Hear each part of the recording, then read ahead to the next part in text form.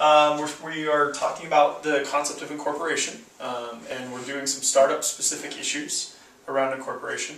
And this lesson in particular is about the RSPA, which means the Restricted Stock Purchase Agreement. And then we'll explain what that means in a moment.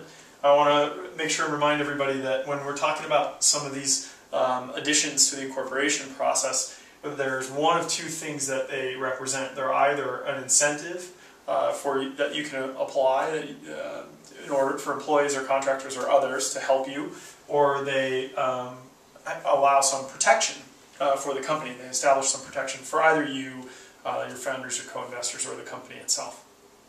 That being said, what we're going to talk about is the Restricted Stock Purchase Agreement.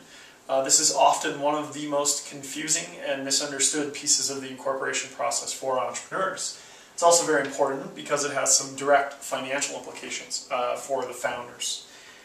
Essentially, the idea here is that when a founder starts a company and incorporates a company, it is a good idea to take some of the founder's stock away from the founder and vest it back to the founder over time.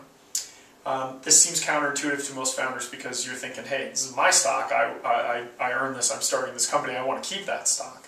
But there are very good reasons why it's beneficial both for the entrepreneur and for the investor and for any co-founders or other people working for the company to have the founder reverse vest some of their founder's shares.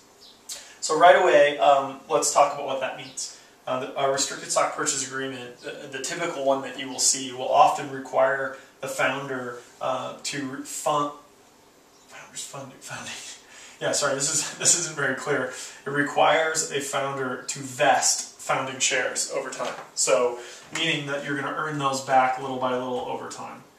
It doesn't have to be all of your shares. It can be some percentage of them. So let's say, for the sake of this discussion, you own 50% of the company. What'll happen, let's say we take half that founder stock and reverse vest it. 25% becomes property of the corporation, and they give it back to you slowly over the time, typically over a 4-year vesting term. You'll earn that back little by little over time. That's what they mean by reverse vesting. Now, no one else owns those founder shares. The corporation owns those founder shares. So if you were to leave or to violate your agreement, those shares just return to ownership of the corporation. The reason that exists, and we can get into these details in a moment, is that if you do leave, they're going to need those shares to recruit additional talent. So why do they do that? And how does it apply to you or to the investor or to your co-founders? The number one reason is that it provides an incentive for founders to stay committed to the company. Essentially, we want, other folks involved in the company, including your co-founders, are going to want to know that you're committed to staying at the organization. Certainly, investors will want to know that as a founder, you're a really important guy, you know the most about the company, you're the guy with the idea.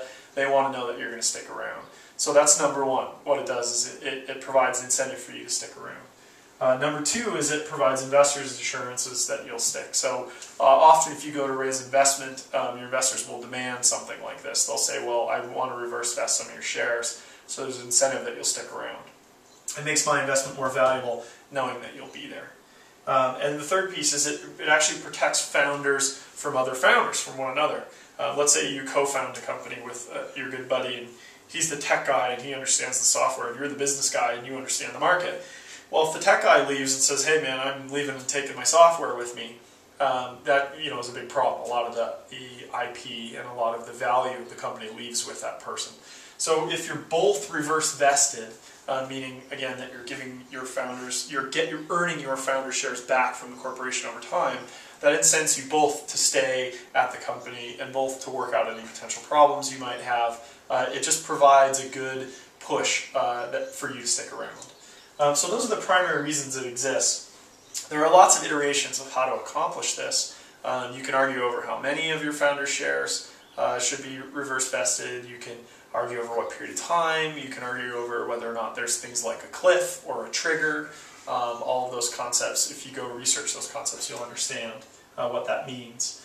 And then the other important thing to note here is that these aren't options. This is actually stock that you already own as a founder, and so you're reverse vesting the stock. It doesn't work like options vesting in that these aren't options, it's already stock. There would be no required exercise for you to own that stock. So again, important to understand, this is primarily a protective provision. This protects the investors, it protects the founders from one another, and it provides the important people in the company incentives to stick around.